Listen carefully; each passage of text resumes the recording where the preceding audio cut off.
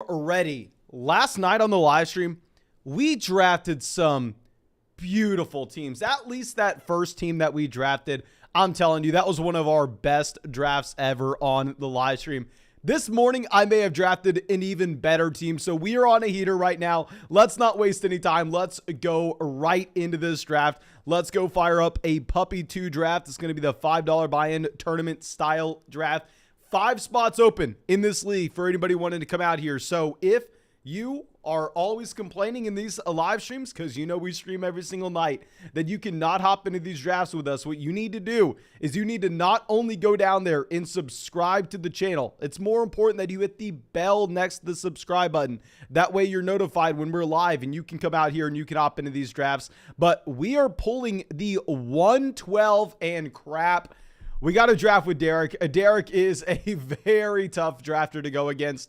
He's going to be drafting at the 109. We have to draft against Kickers Lives Matter. I think J-Mac is also a member of the flock. I think Rio may be a member of the flock. I think Joseph may be a member of the flock. So we are looking at a lot of people in this draft. Going to be some tough competition. Maybe we are not going to get the chance to do what we have done over the past few and go out there and completely crush it. But real quick, if you have not done so, if you want to crush your fantasy football drafts, make sure you go down there, drop a like on this live stream.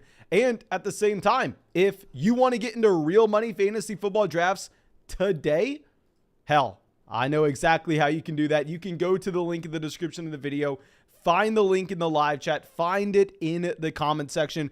Go sign up for Underdog Fantasy. When you sign up for Underdog Fantasy and you use promo code FLOCK, you can be drafting on the largest fantasy. It has to be the largest fantasy football platform at this point. I mean, maybe I'm wrong, but there are millions of drafts kicked off here this offseason. And also, you are going to be able to get in drafts with us in the live stream. You'll be able to have some fun, which of course is the most important thing. And you'll get our 2022 rankings, our dynasty rankings, our dynasty rookie rankings. You'll get our 2022 dynasty rookie draft guide, and they will match your deposit dollar for dollar up to 100 when you use promo code FLOCK. So please make sure you take advantage of that. But here, very standard draft so far. Literally these first 5, the most common start. Even Eckler at 6, that's exactly where his ADP is as well. So about the most common start you could ask for from a fantasy football draft in 2022. But pulling up the chat now. Thank you, of course, everybody out here hanging out with us. You know, of course, I appreciate all of y'all. But here we have Derek on the clock at 9. I don't know where he's going to go. He goes Travis Kelce. Not too big of a surprise. I know usually Derek's not a really big fan of taking running backs here. Let me try to figure out what we're going to do.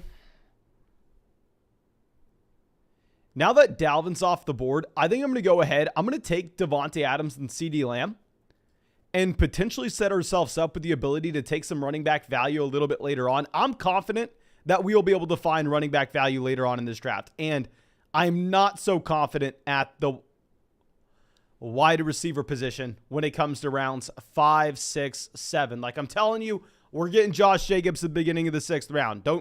Don't you sweat it. He will be there, and we will be able to take him. Let's take Davante Adams, CeeDee Lamb as 2 wide receivers that are probably going to be top 12 options this upcoming season. We will take him here at the 1-2 turn. But Riley coming out with a donation. Thank you, my man. Says, what up, my boy? Wish we could hang out. Okay, I may have an opportunity for us to all hang out right before the season starts. I'm thinking about getting a meetup going in Austin, Texas. We've had one before. We had a flock meetup last year as well. I always really enjoy doing the meetups, but let me know in the comment section. Let me know in the live chat right now if y'all would enjoy, if y'all would be able to make it out to a flock meetup sometime at the end of summer in Austin. But after we go with the 2 wide receivers here, looks like this draft may be a little wide receiver heavy like we were potentially thinking. I mean, you have A.J. Brown going pick 20. A.J. Brown is usually someone who falls to the beginning of the 3rd. In my $500 draft, I actually was able to draft A.J. Brown at pick 28. And here he's going at pick 20. Okay, Thomas says meet up in Canada. Jeff says meet up in California. Man, maybe. maybe one day, but not anytime soon. Okay. So here, after you get AJ Brown, another wide receiver heavy pick, you have Tyreek Hill going there, pick 21. Okay, the team at pick 1 does decide to go Jonathan Taylor, Keenan Allen, and Josh Allen out the gate. That's an interesting start, and I honestly like getting that unique build with Jonathan Taylor, because if you're looking at the difference between Josh Allen and T. Higgins, maybe there's not going to be a massive gap with the expected value of that individual selection. However, there are going to be so many teams in this tournament style contest that have the combination of Jonathan Taylor, Keenan Allen, and T. Higgins, and not too many teams are going to be reaching on Josh Allen here at pick 25. So I understand the thought process. I don't hate it. Okay. Now, Michael Pittman Jr. goes at pick 28. Corvette coming out says, "Sup, Mason, dude? How's it going, my man?" It's going great. It's a Saturday night. We have a fantasy football draft underway. How could it be better? How could it possibly be better? But Javonte Williams, pick 30. Hollywood Brown, 31. Javonte Williams falls to pick 30. This is what we were talking about with potentially finding running back values later on. I have a feeling, just a feeling, it's just a hunch, that we are going to be able to find some running back values. And sadly, we are not going to get DJ Moore making it to us as he used to at the 3-4 turn. Sadly, we aren't going to get Kamara as well. Kickers' lives matter. On the clock, they took Andrews in the second, so I'd be surprised if they go Pitts here. Maybe they go Travis Etienne, Jalen Waddle. They go Jalen Waddle, so, we played this perfectly, ladies and gentlemen. We are going to go ahead. We are going to take Kyle Pitts and Courtland Sutton.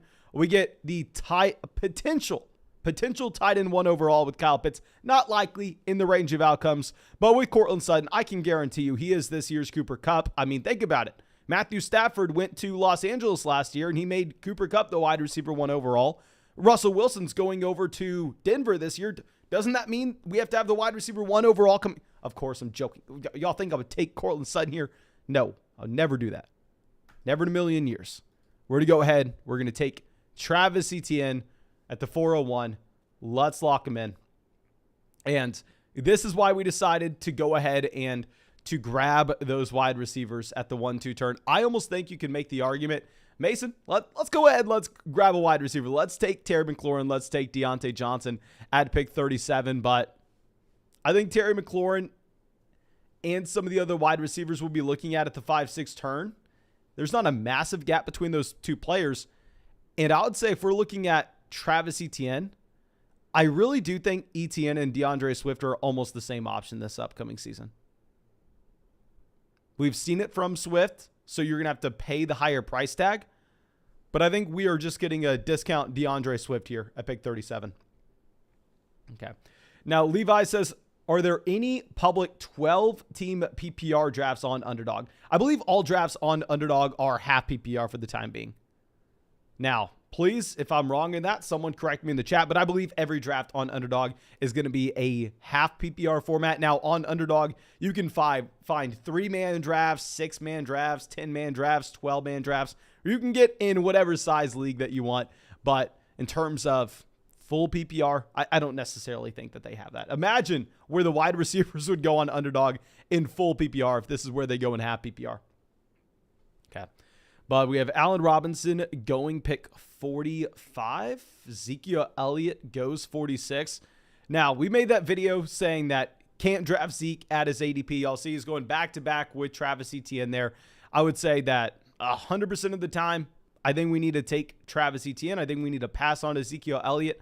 But if you're getting Ezekiel Elliott at the 4 or 5 turn, I can't complain with that price point. I think that's probably where Ezekiel Elliott should go. We did make the video saying, please stop drafting Ezekiel Elliott as high as you are, but that was at the 3-4 turn, and we didn't take Zeke there. We decided to go Kyle Pitts and Travis Etienne. Okay, Jerry Jeudy, DK Metcalf go off the board here at the end of the 4th. I don't even know what we want. We have such a balanced team overall. We don't even have any of the stacks we'd be looking for. We didn't take an Arizona player there with Hollywood Brown or with James Conner, so it's not like we're dying to get Kyler Murray making it back to us at pick 60.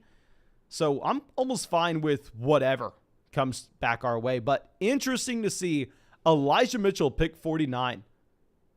In my opinion, Not a great pick. Not a great pick, to say the least. To take Elijah Mitchell over David Montgomery when Montgomery does have a role as a pass catcher in his offense, I personally can't get behind that.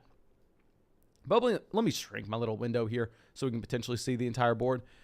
Dobbins goes 52. That's a team that starts off with 4 wide receivers straight, then J.K. Dobbins. Interesting to see these quarterbacks push down. Keep in mind, Mahomes is still available.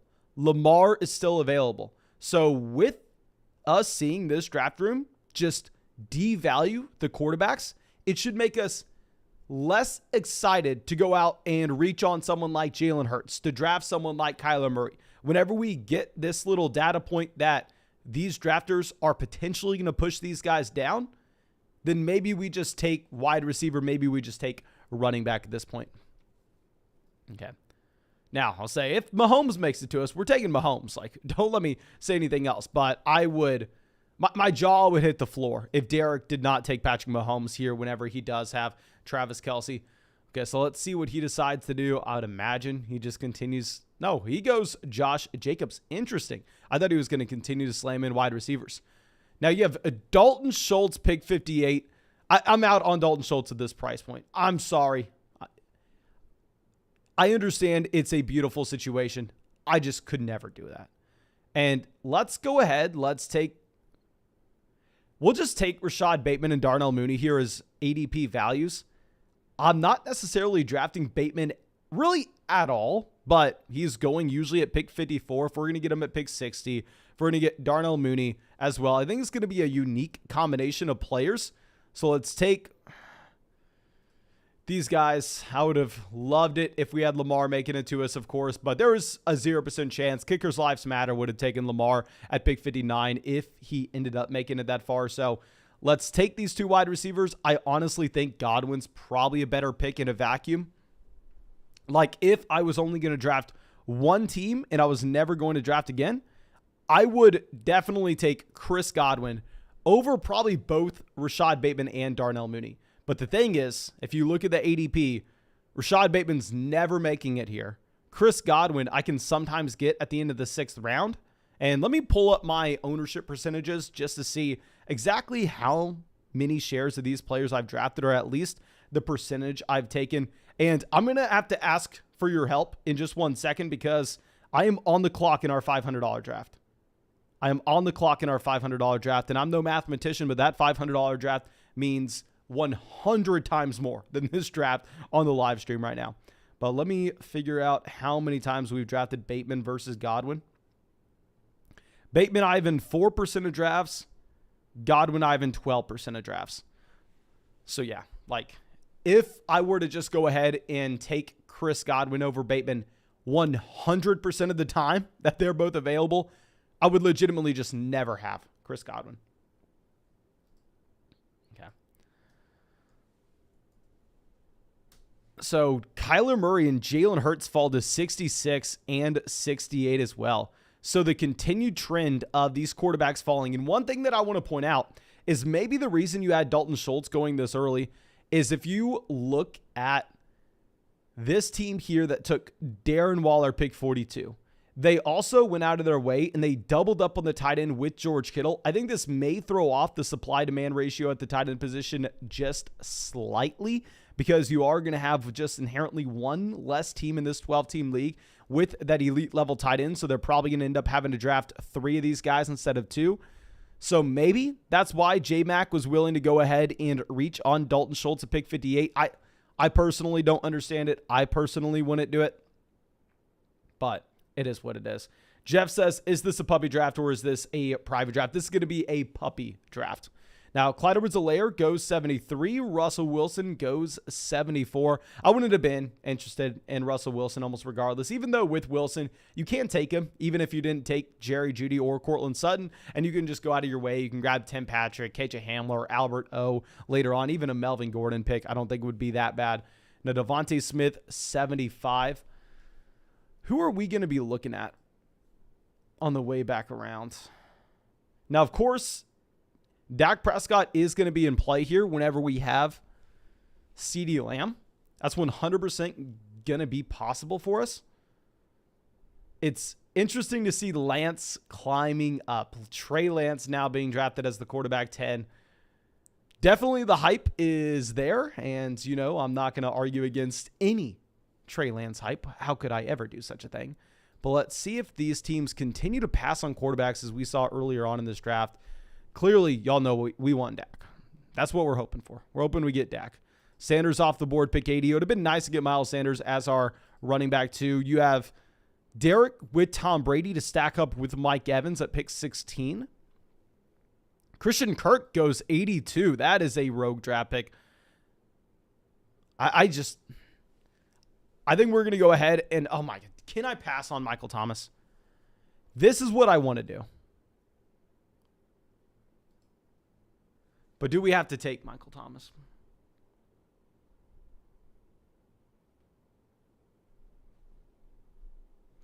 You know what? Let's go ahead. Let's grab 2 elite level quarterbacks. I love Trey Lance. I really like Dak Prescott. And we have CeeDee Lamb on this build as well. Michael Thomas goes directly after. Dear God. I have too much Michael Thomas as is. And I've just been buying the dip some more. Buying the dip after that. Like, I have way too much Michael Thomas. But let me show y'all this team right now. This team, we only have 1 running back through the first 8 rounds. But honestly, I'm fine with it. I think we're sitting pretty. We have Davante Adams, CeeDee Lamb, Rashad Bateman, Darnell Mooney at wide receiver. And then at tight end, we have Kyle Pitts. At quarterback, we have 2 elite level guys in Trey Lance and Dak Prescott. At running back, we have Travis Etienne. So I think it's an interesting team. I don't really like taking Bateman and Darnell Mooney here. I think in a vacuum, they're overvalued, as I was already saying. I just wanted to go wide receiver, and if we were looking at players that fell in ADP, those were the 2 guys, and I think it will allow us to have a little bit more of a unique build, because I don't think there are going to be too many teams that are able to get Bateman and Darnell Mooney here at pick 60 and 61. Okay, let's slide this down. Henry says, Lance and Dak were gone before my 7th round. Quarterbacks went crazy. Okay, it looks like the exact opposite of this draft. Of course, at this point, now that we have Trey Lance, now that we have Dak Prescott in this team, we're really hoping that you do have some more quarterbacks going. Like, we're wanting Aaron Rodgers, we're wanting Derek Carr off the board by the time we're back up on the clock. Probably unlikely, because if you're looking at the teams that would take those guys, I mean, really, the Derek Carr team usually is Davante Adams. We took Davante Adams here. So because we took Davante Adams, we're probably not going to be in play for Carr. We're definitely not going to be in play for Carr. But it's also more unlikely, in my opinion, that he actually ends up going before us. I'd say it would probably end up going to the Darren Waller team, who's picking at 103. But if I was the Darren Waller team, I'd be sitting here saying, you know what? I'm not too interested in reaching on Derek Carr when we've seen these quarterback values falling. But we have a little bit of a running back run happening here. Zach Ertz goes at 98. Interesting to see Zach Ertz there. Michael says, are you worried about the same buy? No, not at all. If it's going to lead to lower ownership in weeks 15, 16, and 17, if anything, it's a good thing. If anything, it will be a unique combination. Like, if we're going to have to sacrifice 25 points at the quarterback position, hell, I'll sacrifice 25 points throughout the course of the season. If that's what it takes, it's a 14-week season. Now, Kenneth Walker goes pick 102. So it looks like we may not be in play for a running back here, because there's one thing I know about Derek drafting at pick 105 is it's almost an auto pick Melvin Gordon for him. He almost auto picks Melvin Gordon every single time. Chris Olave off the board 103. So we are going to be up in 5 picks. 5 picks down the road. I guess we will have a fine shot at getting some wide receiver value or running back. I'm not going to lie. Really, the only running backs that I like in this range are Melvin Gordon, James Cook. The wide receivers are going to be in play. We aren't going to be interested whatsoever in, obviously, a quarterback. Melvin Gordon off the board. I think we go ahead. We're definitely going to take James Cook here. I really like James Cook as the passing down running back in Buffalo with upside for more if something were to occur to Devin Singletary, or if Devin Singletary were to disappoint overall. And then outside of the James Cook selection, we probably end up just going Chase Claypool based off of ADP value alone. So yeah, let's go Chase Claypool, James Cook. Chase Claypool is going to be our wide receiver 5 here. James Cook's going to be our running back 2. And with this build, I actually think we can get away with drafting 6 running backs. I don't want to say we can get away with it. We definitely need to draft 6 running backs whenever we took Travis Etienne in the 4th and James Cook in the 10th, really as our only running backs in this team. But I think we'll have elite level quarterback play. I think at the same time, we'll probably have elite level tight end play with Kyle Pitts. I think we'll be very solid at wide receiver in a best ball format as well. So I'm comfortable with where we're at. And in terms of stacking Trey Lance, y'all know we have talked about this at length, but those rushing quarterbacks, in my opinion, are not as important to stack. It's still something we prefer to do. If we can get Lance and Ayuk on the same team, if we can go out and we can get Lance and Debo, Lance and Kittle on the same roster, yes, I'm wanting to do it. But if it doesn't happen, hell, it's not the end of the world because Lance can have a spike week on his own with 2 rushing touchdowns and 60 yards rushing. Okay. Ryan says, are you going to do another draft after this one? Let me see what time it is and what I have to do after this. How about this? If we get, we'll keep it simple. It's a Saturday night. I do want to get another draft going after this one. We've had about 800 views on the live stream. We'll probably have like 1,500 by the time this draft's over. If we get, just say, like 12% likes on the live stream, if we get 200 likes on the live stream, we'll fire up another draft after this. We'll either do a puppy draft or a private draft, whatever y'all are wanting. Okay. So good thing for us, we get some of these quarterbacks off the board with Kirk Cousins, with Justin Fields, Aaron Rodgers, Derek Carr. There was no chance Rodgers and Derek Carr were making it back to us to pick 132, but it would have been in the range of outcomes for either of those other quarterbacks too. So just seeing these quarterbacks off the board, freeing up spots for these wide receivers and running backs to slide down, that's exciting. That's what we want. That's exactly what we are looking for. And wide receivers going off the board is probably a pretty good thing for us as well whenever we need running back value making it back. Now, I will say, after you have a James Cook off the board here, 109, I do think you're going to see a serious drop with running back tiers. Like, I think looking at Hunt, Edmonds, Patterson, Walker, Melvin Gordon, James Cook, I don't even put Ramondre Stevenson in that tier if we're going to be honest. But looking at that tier running backs that ends with James Cook, it will be a far drop-off. And let me know if y'all think Ramondre Stevenson should be pushed up this high. I think he should definitely rise from where he was at one point. But I've seen people take Ramondre Stevenson over James Cook before, and I personally just could never get behind it. Okay. So Trevor Lawrence goes pick 124. Good for us. Very, very surprised. Very surprised to see Lawrence off the board. Okay, but if we're looking at this as well, we could potentially go with the tight end if that's going to be the value. We could take a tight end here, and we are only going to have to draft 2. We are seeing teams push tight ends up the draft board based on the middle round of potentially pairing Darren Waller and George Kittle. But Ronald Jones, Dameon Pierce will also be in play. Dameon Pierce, we've said this literally the entire offseason. I think there's a glitch on Underdog. I really think there's a glitch on Underdog in that I've never seen anybody take Dameon Pierce before his ADP. I've never seen it. His ADP has been sitting at like 125 the entire duration these contests have been open. I've never seen Dameon Pierce go before pick 25. I've seen him fall to pick 145. I've seen him fall to pick 140. Almost 100% of the time I see him go here, pick like 132, 133. But let me know if y'all are drafting Dameon Pierce. And I think we are probably going to go ahead. We're probably going to take Pat Freiermuth. I don't love Freiermuth. I do think the touchdown rate's going to come down this upcoming season. But if we go ahead, we take Freiermuth, we get some correlation with that Pittsburgh Steelers offense. At the same time, we are only going to have to draft 2 tight ends. Let me know who y'all want out of this group. Honestly, that's it. Freiermuth is the lock. Let me know. Do you want Dameon Pierce or Jameson Williams? Obviously, a running back is preferable here. Whenever at wide receiver, we already have Devontae Adams, CeeDee Lamb, Rashad Bateman, Darnell Mooney, and Chase Claypool. But okay, it looks like most people are saying Dameon Pierce.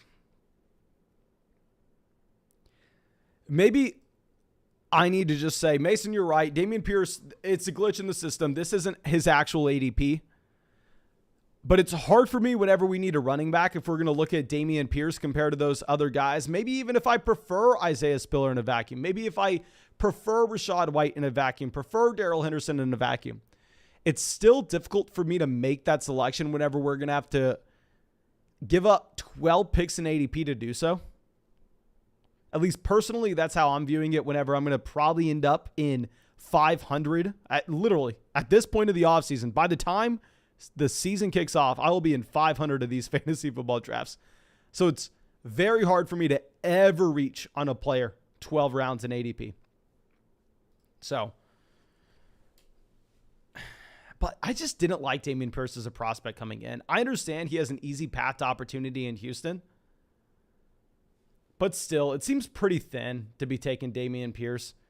Just given the upside case, even if he were to become the starting running back in Houston, at the same time, you're going to be looking at Dameon Pierce as an option that probably is not going to be seeing 20 plus touches a game. He doesn't have the size to be a James Robinson, and the offense isn't going to be efficient enough for him to be hyper productive off of a small role.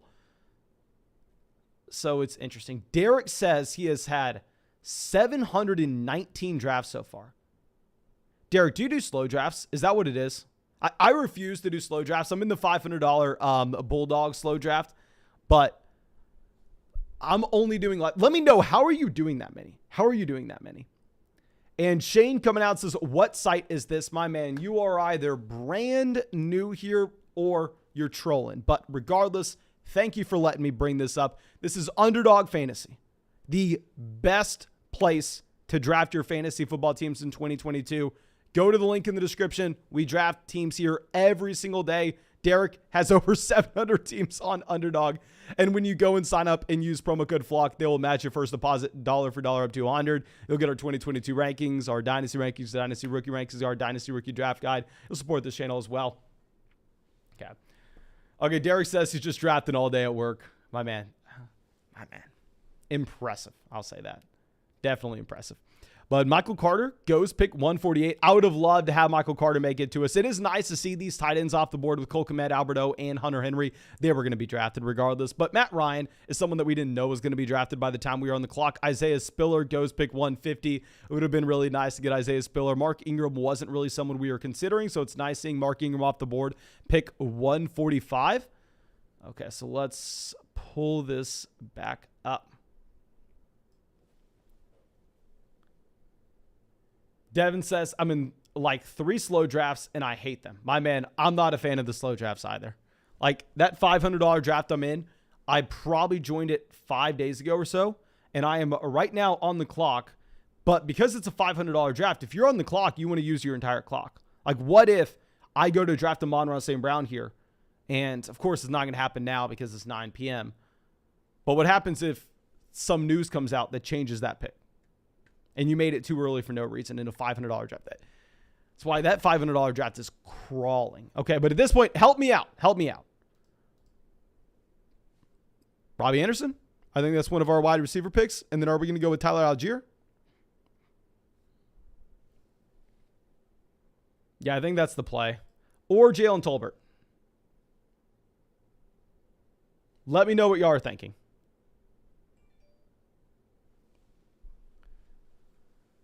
Y'all call.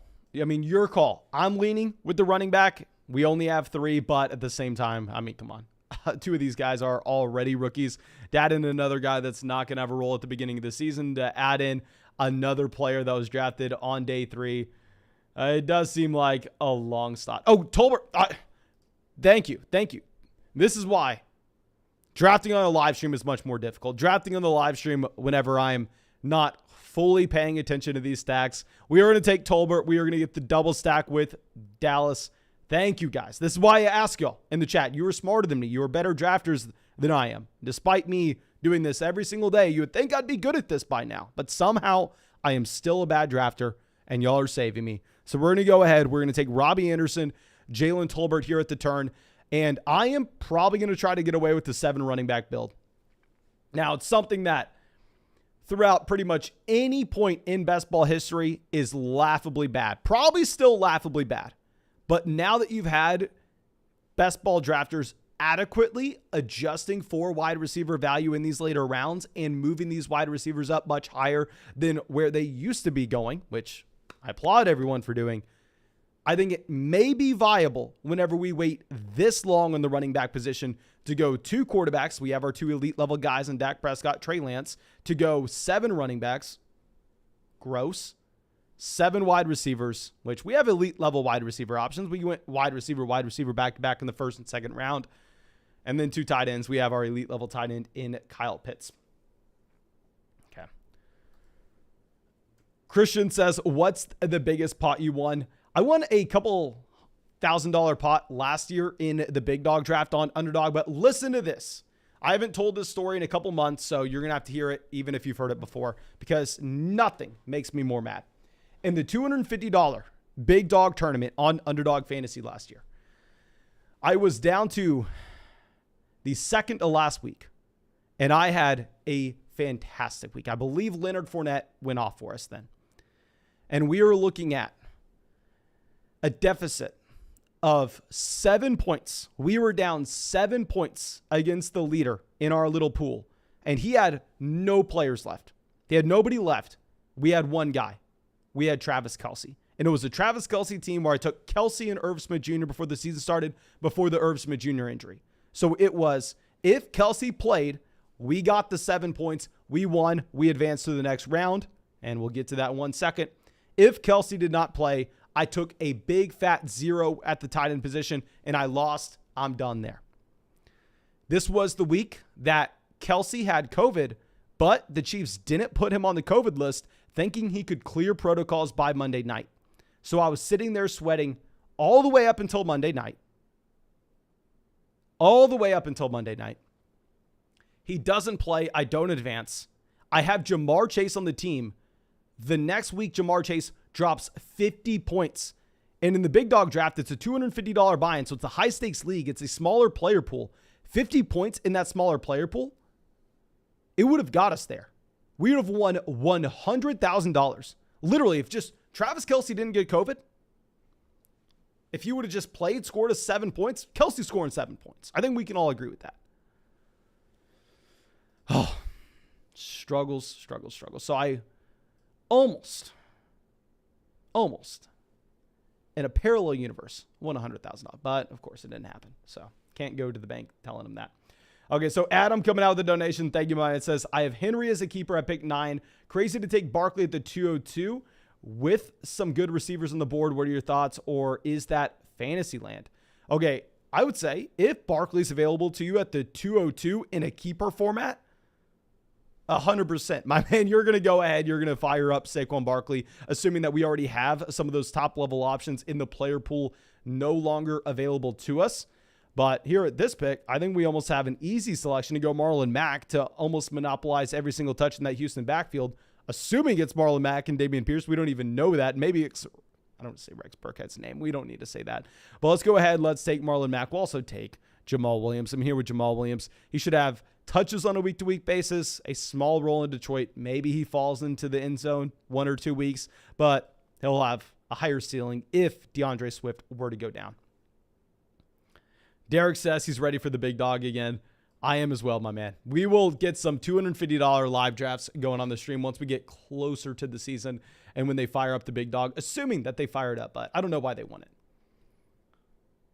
Santiago asking if we're getting another draft going. If we get 200 likes in this live stream, we are going to fire up another draft after this. I think we'll probably get another puppy draft going after this one. But yeah, with our last 2 selections, we definitely at least need 1 running back. And then I think we're going to potentially go with another one. Probably not. We're just going to wait. We're going to wait, see what the running back first wide receiver value is going to be. We already have Kyle Pitts and Freiermuth. We're done at tight end. We already have Lance and Dak. We're done at quarterback.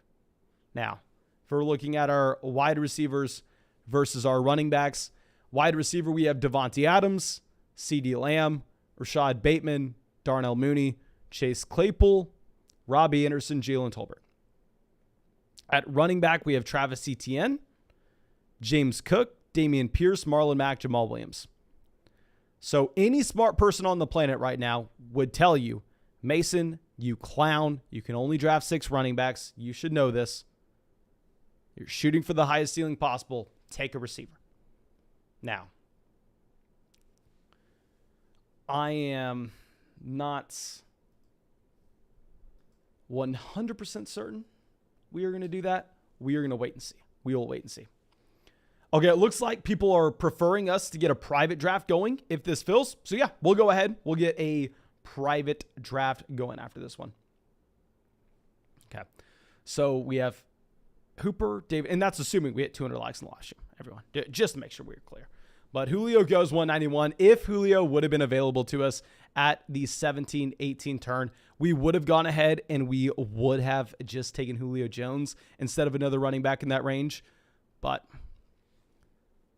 it is what it is. It is what it is. Jill says, can I see your roster? Yeah, let me go through and I'll just scroll through the entire board so everybody can just get a feel of it. We drafted from the 112. Interesting team. I don't love it. I don't hate it. Now, what we're going to do after this, regardless of if we get 200 likes in the live stream, is I'm going to pull up our $500 draft board and I'm going to ask for your thoughts. Because like I said, y'all saved me with the Jalen Tolbert pick. Y'all saved me with the Tolbert pick. Maybe y'all can save me in this $500 draft as well. Thomas says Watson is not getting picked anymore in those puppy drafts. My man, don't you worry. You know, I'm still taking Watson in a few. I know maybe I'm just lighting our $5 on fire, but it's hard for me to pass up on 18th round Watson. Here he goes a little bit before that, but 18th round Watson in a best ball tournament. I would never do it in a private draft, but in a tournament draft, I am somewhat interested. Okay. So we have Kendrick Bourne going 197. Brian Robinson 198. Robinson was someone we are really wanting. That sucks. Maybe that we are. What the heck is happening? Cameron Brate is still available. Guys, I know Brate's not that good. I get it. I'm assuming Derek auto picks Brate here, right? He has Brady. He goes Davis Mills. Did something happen with Cameron Brate? Please, for the love of God, tell me if something happened with Cameron Brate. And it looks like we probably can't. I don't think I can take 2 running backs here. Who the hell would I take? I know smart people are saying to draft Dearness Johnson. Then we take Sony Michel. Oh, this is just oh my God. But wide receivers gross as well. I almost just want to draft Brate.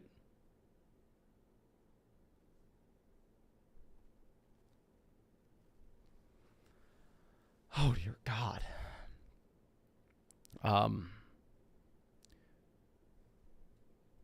Adams, Lamb, Bateman, Mooney. We probably need another wide receiver. Let's go ahead. Let's take Duvernay.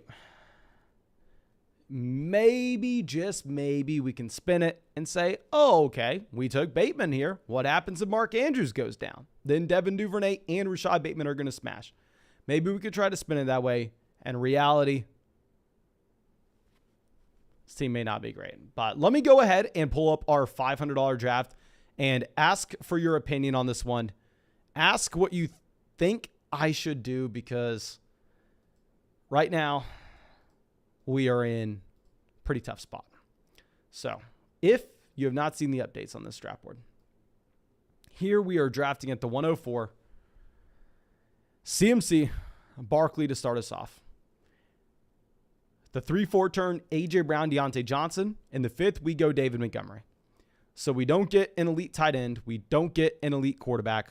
And if we're looking at the clock right now, I think we probably need to go ahead and draft a receiver. Wouldn't y'all say? So we'll make this pick on the live stream. But please let me know in the live chat right now.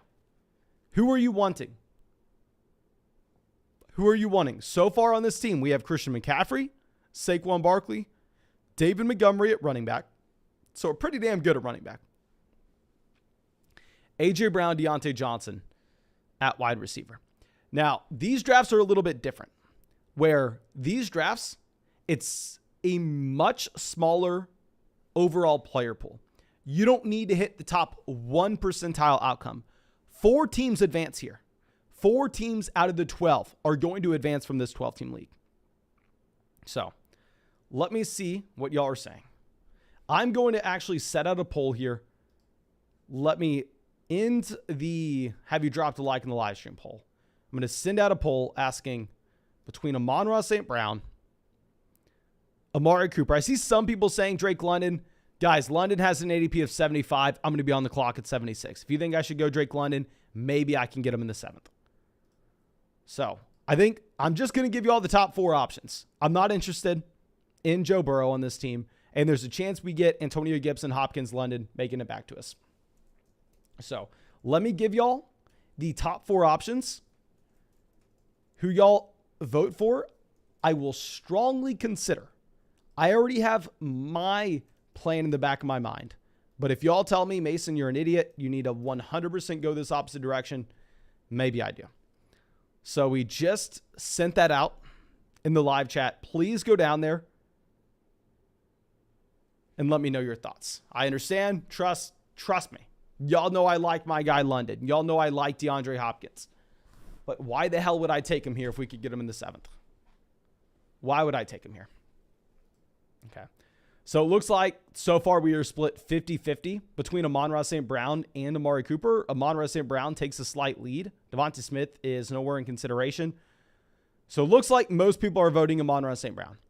What I would say with St. Brown as well is he is the one player that we know if we don't take here, he's not making it back to us. It is possible. It is in the range of outcomes for Amari Cooper to make it back. And with Amari Cooper, this is a player I would be more likely to take in Best Ball Mania. I'd be more likely to take into those puppy drafts where it's that massive contest where weeks 15, 16, and 17 matter so much more because there, maybe, just maybe, if somehow Watson comes back for that final 3-week stretch, which is maybe unlikely, but hell, it's in the puppy draft, it's a $5 buy-in, $75,000 for first. Best Ball Mania, $25 buy-in, $2 million for first. We need to look for unlikely situations to give us a crap ton of value. So in Best Ball Mania, in the puppy draft, maybe I'm considering Amari. But here, you don't necessarily need that. It's a much, much, much, much, much smaller pool, infinitely smaller. So let's go ahead. We will take Amon-Ra St. Brown as our wide receiver 3. So far, a balanced team, no quarterbacks, no tight ends. And also, guys, I think we already have a decent amount of upside with this build. I mean, I think we have a decent amount of risk and a decent amount of upside. I think we've already swung for the fences here with CMC, Saquon Barkley as our first 2 picks. I mean, talk about high upside, low floor picks. I think that's the definition of it. But it looks like y'all smashed our goal. It looks like we did get over 200 likes in the live stream. So we will go ahead. We will set up another draft after this one. Actually, I will send out a poll right now and ask y'all if y'all prefer a private draft or for us to go and hop in a puppy draft. So let me see what y'all want.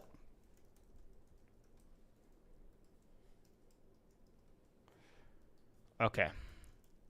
I probably would prefer a puppy draft because we can do private drafts all off season, and this puppy contest is going to fill up relatively soon. But if it's overwhelming that y'all want a private draft, we'll fire up a private draft for y'all. If it's going to be a private draft, probably keep it cheap. That way everybody understands how to get in here with our private drafts.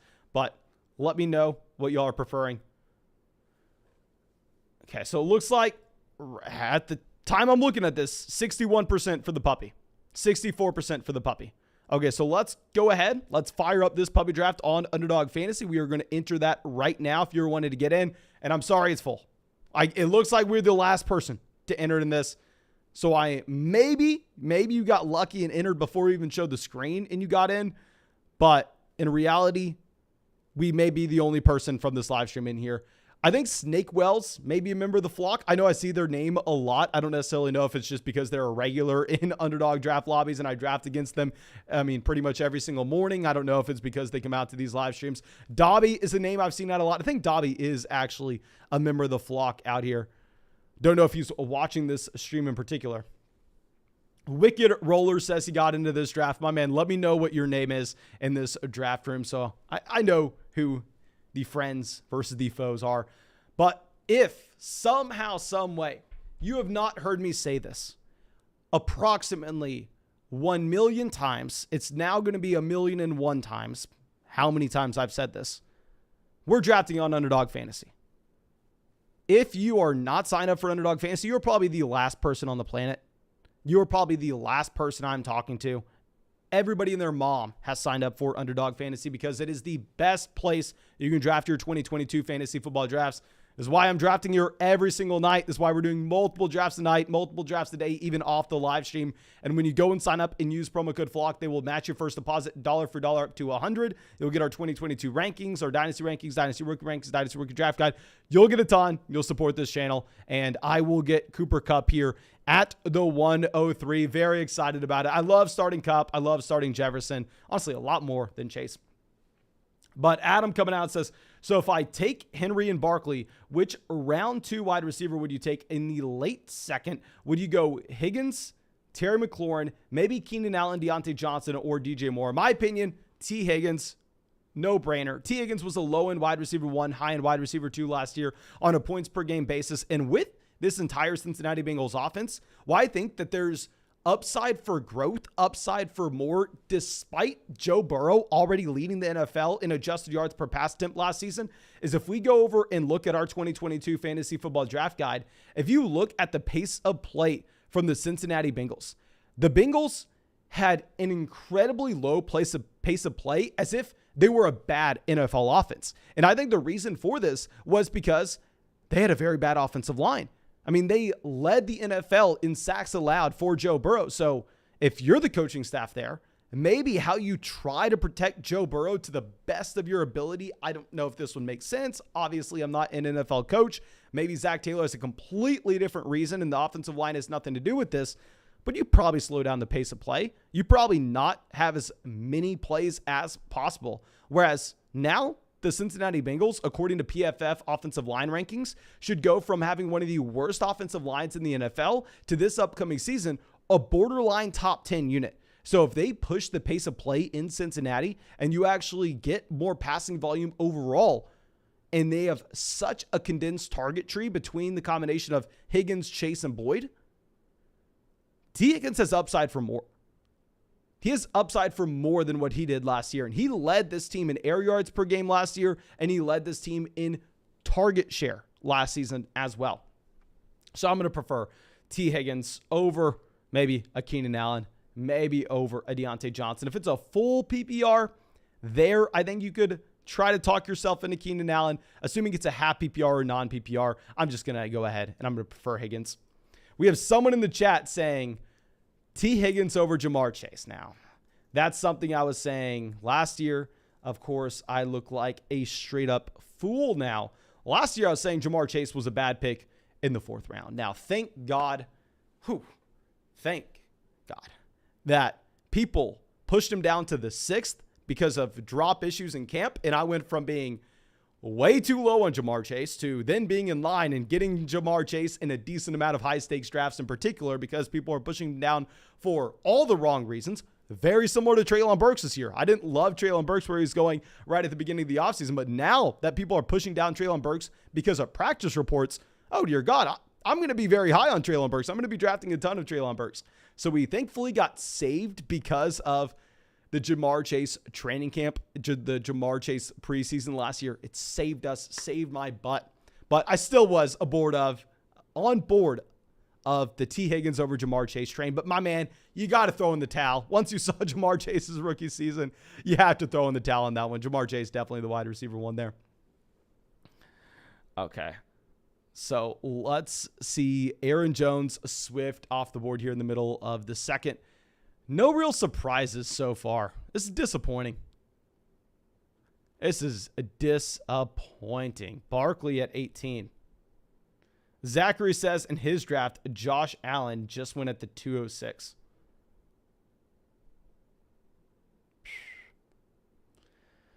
That's what I want here. I want some craziness happening. I would love to see Allen at the 206. Mark Andrews goes to pick 19, so it's just standard draft yet again. Looks like it's going to be very hard for us to find value in this one. It is what it is, though. It is what it is. Now, about to be on the clock at pick 22. Otis D on the clock. They took Chase at 5. They go Deebo Samuel, right in line with ADP. God, this is annoying. Could there be anything more annoying than this? Curvet says, how many likes for another draft? Oh, my man. You're really pushing it here. You're really pushing it. This is getting tough. Okay, Javonte Williams off the board. It looks like this draft's just going to be in line with ADP. Do we try to just create a slightly unique team a different way? Let's try something. Let's go ahead. Let's take Tyreek Hill here. No, I'm not jumping up and down to take Tyreek Hill. Yes, I would have much preferred having a different value falling to us. Oh my God, if we would have had Andrews falling here, I'd be freaking. I'd be very, very happy. This draft is kind of whatever. Looks like people here really know what they're doing. Kill switch hasn't really been tested yet. He just took Jonathan Taylor at the 101. Let's see what he does here at the 2-3 turn. He's going to go ahead and take T. Higgins, pick 24. So it looks like he's not going rogue just yet. MLG says, what is your reasoning for passing on Leonard Fournette? My reasoning on passing with Leonard Fournette is honestly not necessarily something I would say in just a regular 12-team fantasy football league. It's for these tournament drafts in particular. And so far, I've seen everybody just be a value drafter, just take best player available at ADP over and over and over again. So if this is going to be a cookie cutter draft room, I think that I cannot be the value drafter. I think I have to go a little bit crazy here and maybe try something a little bit different. And for that reason, I'm going to go ahead. I'm going to try to go 3 wide receivers out the gate, possibly continue to hammer in wide receivers in the middle rounds. Go with a 0 running back build, even if it's going to be slightly suboptimal. I want to try to find a way to get into a unique roster construction or have a unique team in general, because if you just take the same players where their ADP is over and over and over again, it's not going to be good with a large sample. And now, I love taking players at the top of ADP when they slide 7, 8 picks past their ADP. Oh, that's my favorite hobby. That's my favorite pastime, is taking that value. But here, if it's just going to be, oh, you got Leonard Fournette with Cooper Kupp like every other person on the planet. Oh, you got Keenan Allen with them. Oh, that's a very standard start. I want to try to do something at least a little bit different. Paul says Rams, Chargers to correlate. And when he says to correlate, it's for week 17.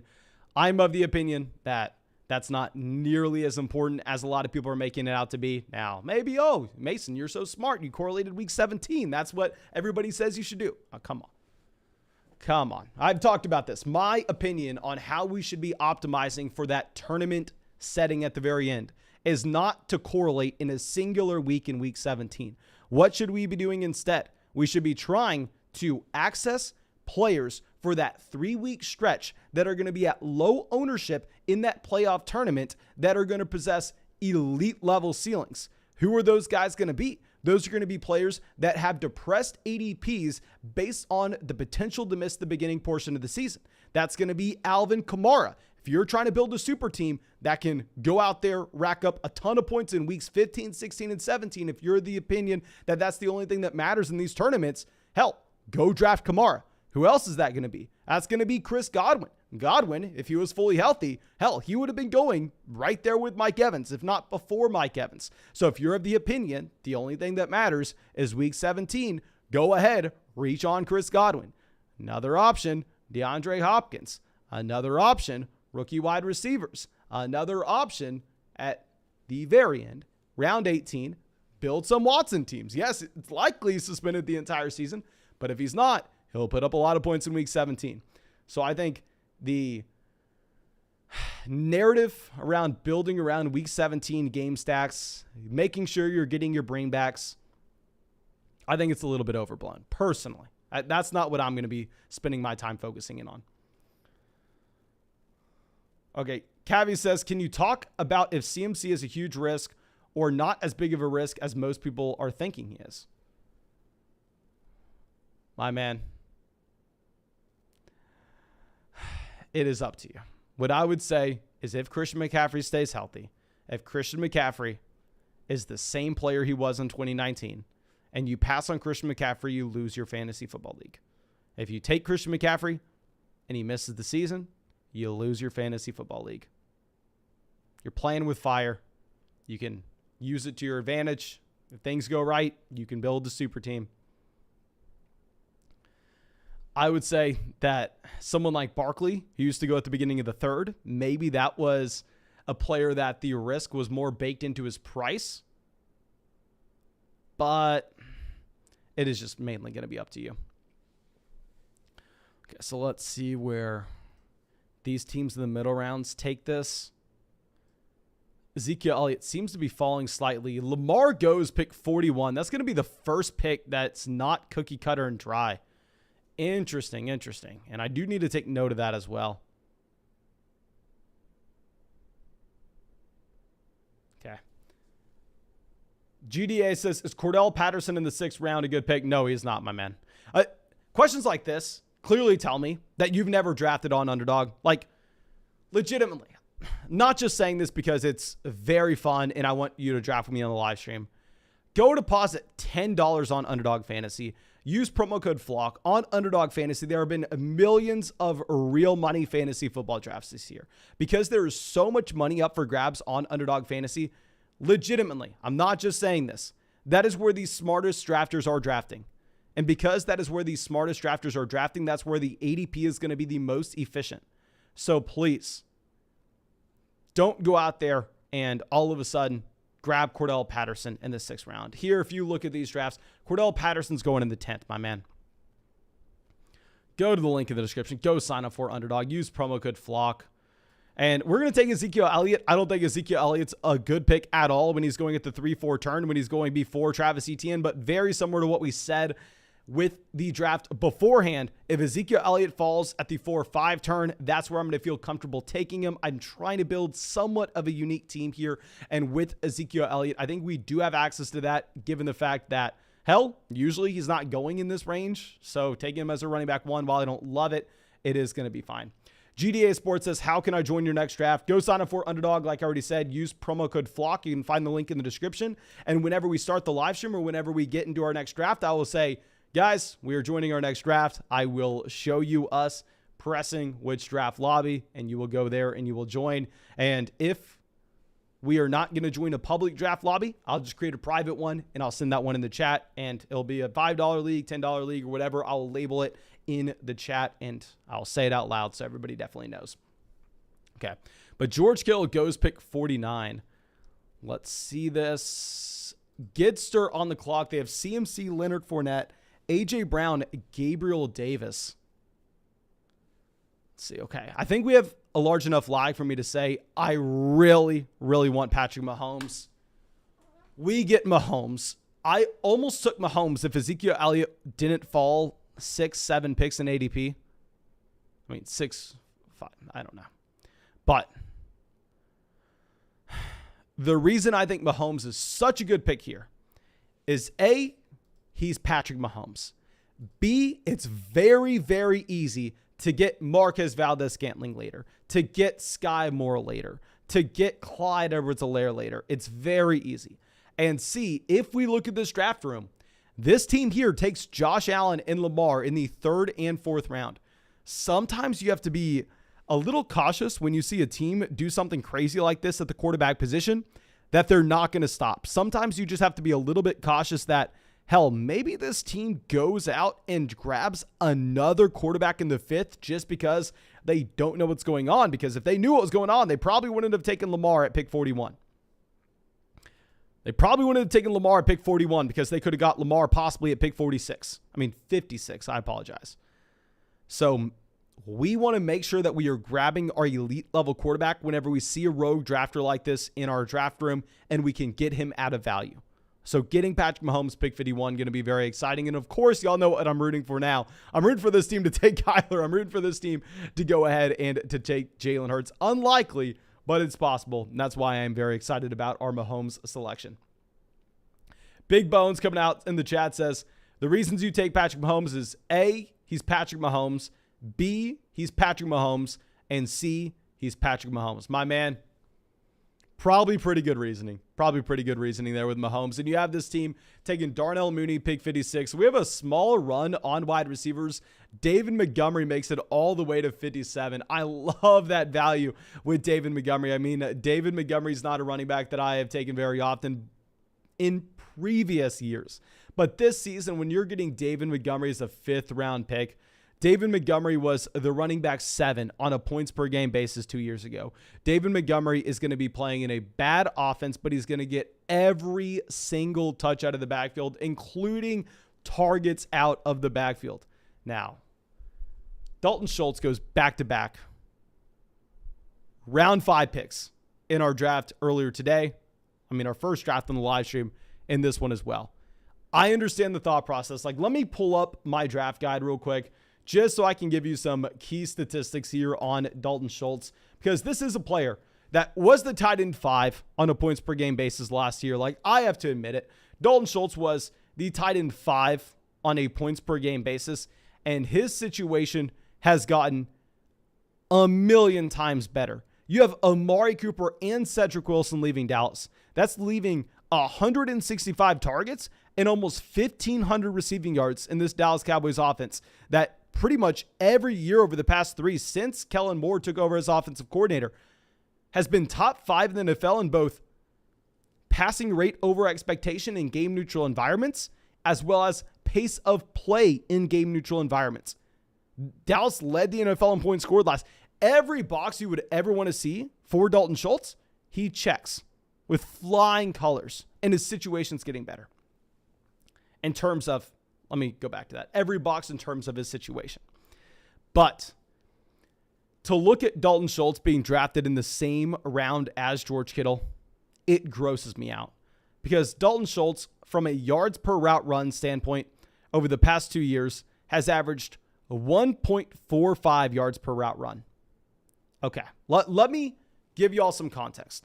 So everybody, I'm going to repeat this, and then I want your guess on George Kittle. Dalton Schultz has averaged 1.45 yards per route run. So every time you run a route, how many yards are you averaging, regardless of if you get targeted or not? So if you run 50 routes in a game and you have 50 yards in that game, you average 1 yard per route run. Dalton Schultz averaged 1.45. Can y'all guess, over the past 3 years, on average, what has George Kittle averaged in yards per route run? Schultz was at 1.45. Thomas says 2.04. That'd be pretty damn good for a tight end. That's pretty good for any player. Tiger says, and Gallup is injured. 100% Gallup's injured. That's going to also expand the role for Dalton Schultz. Like, he's in a fantastic spot. Derek says 2.77. Clutch Cal 2.2. Marty says 2. Tiger says 1. 1.46. You have a ridiculous, I know you're not going to believe me on this one. This is why I stand by the fact that I think Kittle is one of the most talented players in the NFL. I think Kittle has an argument to be the most talented tight end in the NFL. Kittle's averaged 3.06 yards per route run. Kittle's averaged over 3 yards per route run over the past 3 years. To see Kittle, even though he's in a much worse situation than Dalton Schultz, to see them going in the same round of fantasy drafts, it grosses me out. I think Kittle is a tight end with more talent in his left pinky toenail than you have in Dalton Schultz's entire body. Like, it's just crazy to see Schultz go here, even if the situation's fantastic. GA says, can see you following your recent video and avoiding Ezekiel Elliott. Yes, you can see that. But you can also see us getting Ezekiel Elliott 7 picks behind his ADP here and us trying to find a unique way to build this roster. Okay, but Otis D on the clock. Let's see what they decide to do.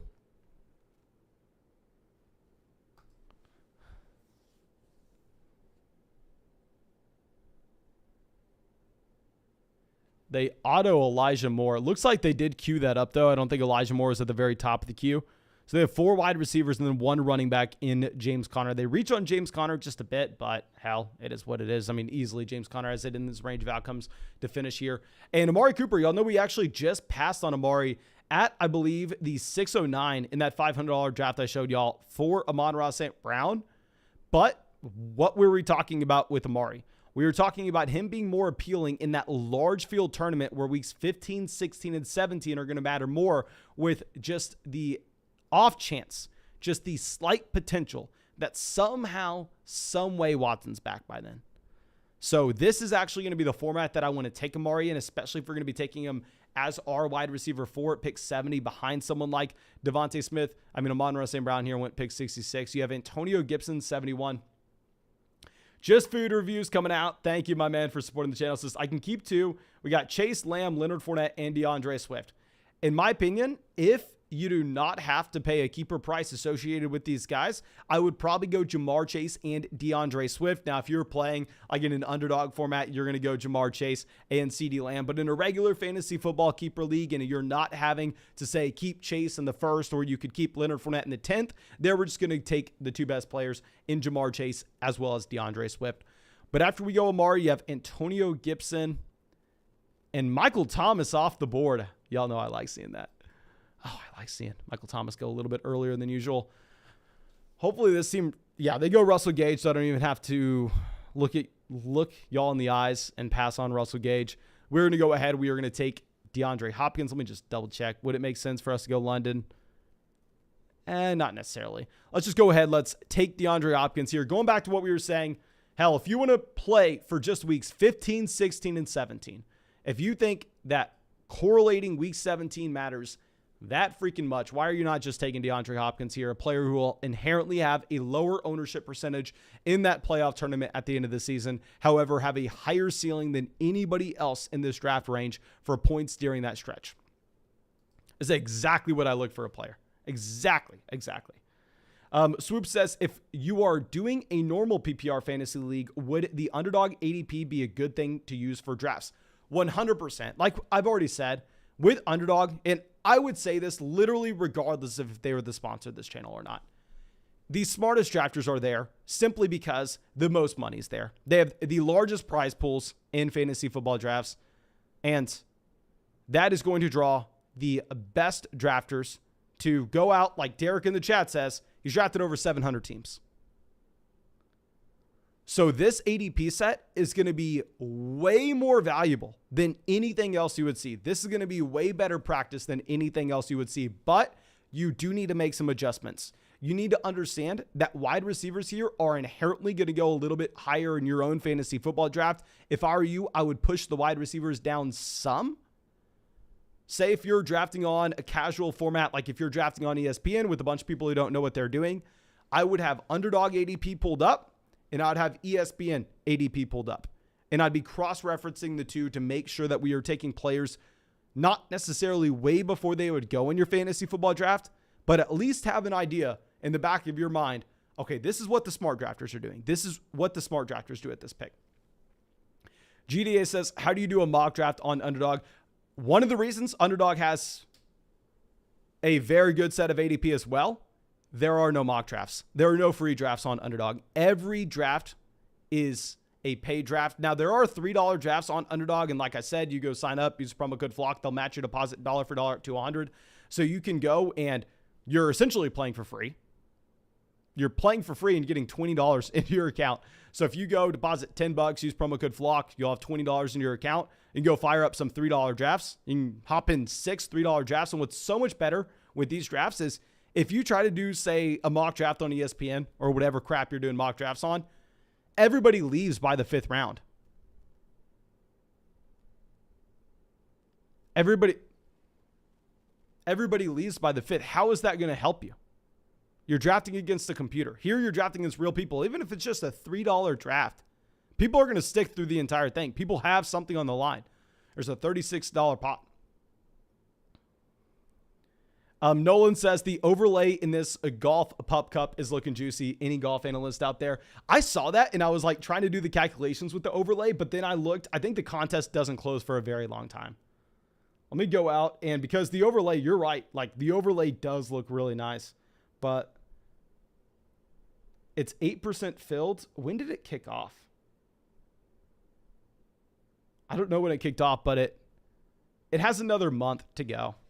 And you know, because of the overlay. People are going to go in there and they're going to be chasing and hunting in drafts very, very soon, at least closer to the fill. Okay. So TJ Hawkinson goes pick 88. I would have loved having Hawkinson make it to us. I mean, I think that almost goes without saying. We don't have a tight end here. I think the gap between Hawkinson and Dalton Schultz should be way closer. Like, I will admit, if TJ Hawkinson was in Dallas in that Dalton Schultz situation, oh dear God, this team just took CJ Uzomah. Ladies and gentlemen, we're getting value. We are getting value falling to us. Let's make sure we can take advantage. Keep in mind, we need to make sure that we are getting some Kansas City Chiefs on this team. We have Patrick Mahomes, so if we are not getting any Chiefs, we are definitely going to be making a massive mistake here. Dobby takes Kadarius Toney. Okay, so, okay, this is interesting. This is going to be very interesting here. Noah says, do you prefer to draft tournaments or just private sit and goes? Last year, I did a lot of private sit and goes. This year, I've been trying to do more tournaments because, honestly, it would be so badass. Say we win this puppy, right? This draft here, say we won it. If I could go and make a video recapping and reacting to our draft that won us, say, $75,000, or if we somehow won $1 million in Best Ball Mania or something, recap that draft, it would give so much content value alone that it makes sense for me to go fire some darts, right? It makes sense for me to at least do that. Where even if I have a good ROI in sit and go drafts or private drafts, how much is that really worth? What is the equity in that? Tyler Lockett goes. We're going to have to go ahead. We're going to have to pass on Treylon Burks. Someone I do think is a fantastic value here. We have to get the Patrick Mahomes stack with Marquez Valdes-Scantling. And we're probably going to end up taking Sky Moore here as well. And then we're going to be done at 7 receivers. I think this is going to be a unique build. I think this is going to be a unique build that maybe, just maybe, somehow we can find some upside with. So at quarterback, we have Mahomes. At running back, we have Zeke. At wide receiver, we have Cooper Kupp, Tyreek Hill, Keenan Allen, Amari Cooper, DeAndre Hopkins, and Marquez Valdes-Scantling. Probably going to be bringing in Sky Moore as well. Okay, so Damian Harris goes pick 96. Oh, it'd just be so hard for me to pass on Treylon Burks for Sky Moore, even though I should. It is going to be brutal to do it. Treylon Burks goes, okay, good. Thank you for taking Treylon Burks. That way I can live with myself. That way I don't have to sit here and hate myself for making this next pick. This team on the clock, Gidster, they have at running back CMC, Leonard Fournette. They go Sky Moore. I don't know if that was to snipe us on a live stream or whatever. I'm not going to throw a fit about it. We at least have one stack with Mahomes and Marquez Valdes-Scantling, and we are able to get a player pretty good price point here in Kareem Hunt as our running back 2. It looks like we're maybe setting up some correlation with this Cleveland Browns offense. We are bringing in Hunt. We are bringing in Amari. So, hell yeah, if you have Watson out for the entire year, which is likely, this team is complete toast. 100%. I will admit it. 100%. But if somehow, some way that doesn't happen, ooh, team does have upside. But Kenneth Walker goes pick 100. Let's see what the CJ Uzomah team does. Let's see if they continue to just burn draft picks, allowing value to fall down to us a little bit further. We'll figure this one out. Aaron Rodgers goes 101. Okay, so I think this does have something to do. Like we said, the reason we took Mahomes in the 5th, well, one of the reasons was because we had a sense.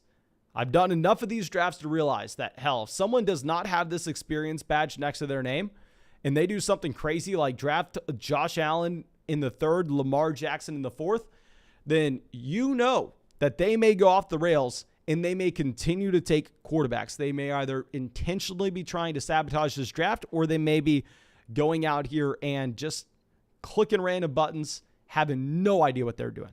But regardless, it will affect the quarterback market overall. This is why you saw Joe Burrow go so much earlier than usual. That's why you saw Lance go earlier than usual. You saw Wilson, Brady, Dak, all these guys before their ADP. Stafford before his ADP. Rodgers now before his ADP. So this is skewing the board. I'm very happy that we ended up coming away with Patrick Mahomes in the 5th round, or we would be scrambling right now. But hell, when you have Patrick Mahomes, is it that bad of a situation? Realistically, how bad can it be? Noah says, taking 3 tight ends is the future. More research/data is coming out about it. Yes, I've been 100%. If we miss out on one of those elite level tight ends, I'm going to go ahead and I'm going to take 3. Now, that's not something we were doing right at the very beginning of the offseason. I was being very stupid. I'd sit here and go, oh, we got Irv Smith Jr. and Cole Kmet. I like these 2 guys. I think we can only... That's horrible. Of course, we know you should be going ahead and you should be firing up a 3rd tight end at the very end of your draft, even if that is Austin Hooper. But it's just interesting if you look at tight end win rates that your 18th round selection, where everybody wants to go and grab that extra wide receiver, you almost have more upside by grabbing the tight end, as crazy as that sounds. Okay. Rashad Penny goes 107. Or says, how do these drafts work? Is it like an actual league? So these are best ball drafts. So if you're wondering how I'm getting in 500 drafts, no, I'm not going to be submitting 500 waiver wire claims. I'm not going to be submitting 500 starting lineups every single week. You're going to draft your team and then you're done. Instead of submitting your starting lineup at the beginning of every week, you are going to have your best lineup submitted for you at the end of every week. So if we take Marquez Valdes-Scantling here at pick 94 and all of a sudden he just randomly goes off for, say, 3 receptions, 2 receiving touchdowns, and 100 receiving yards, even if we didn't think that was going to happen, he still slides into our starting lineup. It's going to be called a best ball format, also no waiver wire moves. So you're able to go through and draft as many of these teams as you want, and really just does come down to who is the best drafter. Really, really, really fun format. Matthew says, are tight end win rates also a thing in non-best ball? Like, no, not necessarily in terms of drafting 3 tight ends versus drafting 2 tight ends. So the roster construction part of it is definitely going to be just down to best ball formats. But in terms of where you target those tight ends and if you should draft an elite guy or if you should wait until the very end of your draft, I do think there should be some predictive factor in that for a regular league if you're looking at best ball data. Okay, so Cordell Patterson goes pick 112. Looks like we are getting some players falling to us now. Like I discussed, we are in an interesting spot where quarterbacks are getting pushed up the board because this team took 3 elite level guys. They go Austin Hooper here, 113. So, yeah, they have 3. Hey, they're listening to y'all with 3 tight ends. They take Uzomah, Irv Smith Jr., and Austin Hooper. Dear God, I like this team. I like this team. We have Mahomes at QB, and we're possibly, I don't want to jinx myself, possibly going to get one of these running backs I really like. Where's Hardman, 128? How bad would it be for us to take Hardman 123? Probably not that bad. It'd be hard for me to take Hardman over Watson, though. James Cook goes 115. Not going to sit here and throw a hissy fit about someone taking James Cook, pick 115. That's just good value. Melvin Gordon goes 116. Oh, dear God. Are we not going to be able to get Edmonds? I want to get our guy Edmonds. Hopefully this team takes Derek Carr. Hopefully they take Kirk Cousins. They have Jefferson. If you're looking at this, you have 8 picks before your next one. They go Carr over Cousins whenever they have Jefferson. We have Chase Edmonds here, and it's the easiest pick I've ever made. And we're also setting ourselves up with the potential to go to Tagovailoa later on when we have the stack with Edmonds as well as Tyreek Hill. Oh, I love this Edmonds pick. I mean, if you're looking at Chase Edmonds, this is a running back that's getting paid to be the starting running back in Miami. And what's very excited about Edmonds is he's an elite level pass catcher, and he has the build where he can command 12 to 14 carries on a per game basis. Austin telling us not to take Hardman. I got you, my man. I got you. We may take Rojo. I do want to take another Kansas City Chief. I'm not going to feel super confident in only having MVS. Okay, we have a run on quarterbacks going here. Oh, dear God, ladies and gentlemen. I may just have to.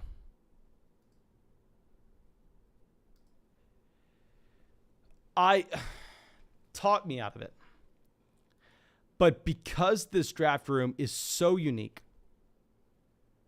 I feel like we may just have to take Tua Tagovailoa. He's the next best quarterback. We correlate with Tyreek. We correlate with Edmonds. Oh, this is so gross, though. Watson is so much of a better pick.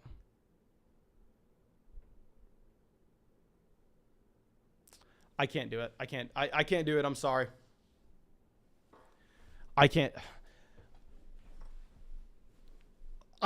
take Tua Tagovailoa over Christian Watson.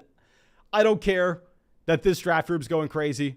I don't care that a team here decided to go Josh Allen, Lamar Jackson, and Russell Wilson on the same build. Hell, even if we were going to get the double stack in Cleveland, in Miami, we can still potentially get it in Cleveland at the very end of the draft. We can still look for a one-off. Oh my gosh, that was stressful. Let me know what y'all think of this team so far. At wide receiver, we have Kupp, Tyreek, Keenan Allen, Amari, Hopkins, MVS, and now Christian Watson.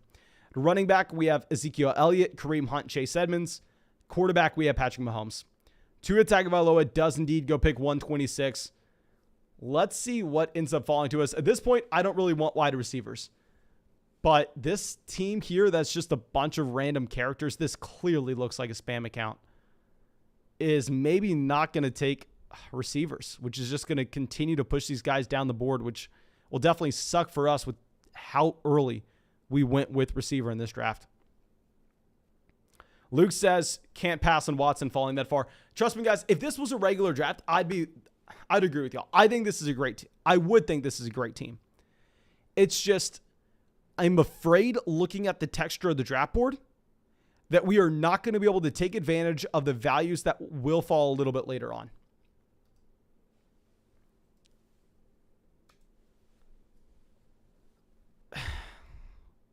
We'll see what we get at tight ends. Obviously, we're not upset that Uzama and Jonnu Smith are off the board. Not even guys we're looking at in the 18th. But Cole Hardman off the board at 130. Michael Gallup at 129. We wouldn't have had a chance at either one of those players regardless. We wouldn't have had a chance at Rojo, at White, at Rondale. Really, at this point, Jamison Crowder off the board. We need these wide receivers off the board. That's what we're really hoping for. If we can get an Alexander Madison, a Freiermuth, a Gesicki. I mean, getting a Gesicki falling to us whenever we pass on Tua Tagovailoa in the last round and we have Edmonds and Tyreek Hill on this team, that would just be straight up demoralizing. That would be so sad if we ended up having Gesicki make it back to us as our starting tight end with his build. I probably still would take him, but I would feel bad about it. So Snake Wells on the clock. They let this go down to the very last second. They take Golladay here. Golladay was not best player available, so it does look like they are queuing some options up. That's going to help us that they took a wide receiver. Hopefully some other teams continue down this path and we see wide receivers continue to get drafted. Austin says, thoughts on Rondale Moore? Rondale Moore, let me go through and pull up our fantasy football draft guide just so it's so easy. Like, if we're going to talk about a player in a video, if we're going to talk about a player in the live stream, to pull up our draft guide where there's every valuable piece of information you'd ever be able to find, every key statistic, the reasons you should draft a player, the reasons you shouldn't draft a player. And if you're looking at Rondale Moore, obviously he's an elite level athlete. But my favorite stat we have on Rondale Moore's chapter in our draft guide is if you are looking at Rondale Moore's air yards per target. So if you don't know what an air yard is, say you run a 6-yard slant, you are 6 yards from the line of scrimmage, the quarterback throws you the ball, you catch it, and then you run another 5 yards. You get 6 air yards for that attempt. Or if you run a vertical down the side of the field and you're 22 yards past the line of scrimmage, the quarterback throws it to you, even if it's an incompletion, that's going to be 22 air yards for that attempt. If we look at Rondale Moore's air yards per target, so it's essentially kind of like the same thing as average at the target. The players that are right around Rondale Moore: Leonard Fournette, Alvin Kamara, Darrell Williams, Austin Eckler. Then you have Rondale Moore, then Kenneth Gainwell, Ty Johnson, and Nyheim Hines. Rondale Moore is used more like a running back than he is a receiver in Arizona. purely a gadget guy. I still think you can draft him here just because how high tempo this offense is and how aggressive they are overall. But it is pretty hard to get too optimistic about Rondale Moore, even though he was a prospect that was very exciting coming out of Purdue. Okay, but let's pull this up. We have some wide receivers sitting at the top of ADP, which of course we do not like to see. We probably should have just gone ahead and taken Tua Tagovailoa. That's, of course, hindsight. Have to do the best with the information you have available to you at the time. Hopefully Otis decides to go with the wide receiver here. We don't know if he will, but it would help us. Running back. We're probably going to grab 6 running backs. I think we're done at receiver, unless we have a great value falling to us later on at the wide receiver position. We're going to grab 6 running backs, 2 quarterbacks, 3 tight ends. Except if we wanted to take Watson, we would have to go ahead and draft 3 quarterbacks. Let's see what Otis does. He goes Robert Tonyan. Interesting. Okay, so this team, baby Jesus on the clock. They have Derek Carr at quarterback. They have Javonte, Breece Hall, Kenneth Walker at running back. They go Cole Kmet. Crap.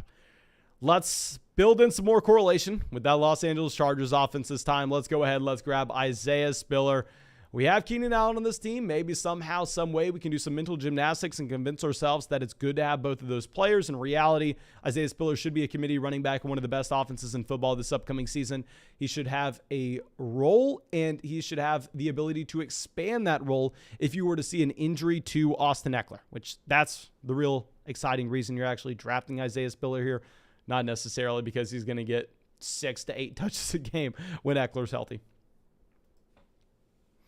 Kevin coming out says, I just took Travis Kelce at pick 15, Najee Harris at pick 10. Did I reach? No, my man. Love that Kelce value. I mean, Najee Harris is right in line with ADP, so it is what it is. But no, that Kelce value is fantastic. Excited to see you were able to get him there. Okay, so let's pull this back up. And like, even if we love the value with Jameson Williams, it's almost impossible for us to take him because this team already has elite level wide receiver production at the back half of the season. We already have Hopkins. We already have Christian Watson. Like, the last thing this team needs is for us to continue to bring in wide receivers that are going to miss the beginning portion of the season. So my initial plan was to go ahead and draft 6 running backs with this build. But now that we get Darrell Henderson, another guy that should be playing in a committee, but have upside for more if the starter were to go down in front of him, I think we can stop drafting at 5 running backs, and this could potentially unlock the ability for us to go 3 tight ends and 3 quarterbacks if we want Watson. Daniel Jones goes 148. But I'm very sorry I have to do this for y'all guys. I don't even have an excuse other than we've live streamed every single day for the past month. I've recorded 3 videos today. I recorded 3 videos yesterday. It is late. I am very, very tired. I don't have energy, and I don't like the way this draft is going. So, yeah, Cheeky Opson says, this is such a slow draft. Mine started at the same time, and we just finished. That's what we're in the 13th round here. I'm sorry. I'm going to have to call this a night. I'm going to have to tap out. But thank you so much, of course, for being a part of the flock, supporting the channel. I am going to send y'all a link to our free group chat if y'all want to join. There are like almost 7,000 people in our group chat at this point. You can, of course, turn off notifications. You don't have to put in your email. You don't have to put in a credit card. It's a free group chat. You can join if you want. If not, I don't really care. But we have a best ball channel. We have a dynasty channel. We have a redraft channel. So if you want to talk about any of those things, you're more than welcome to. But thank you, of course. I truly do appreciate all y'all. I really hope that you have a great Saturday night. And yeah, like I said, I appreciate you and hope we get to see you with the video tomorrow. And I just spammed that chat out. I spammed that link out in the live chat. Like I said, don't really care if y'all join or not. It's completely free, up to you. But thank you again. I appreciate you and hope you have a great day.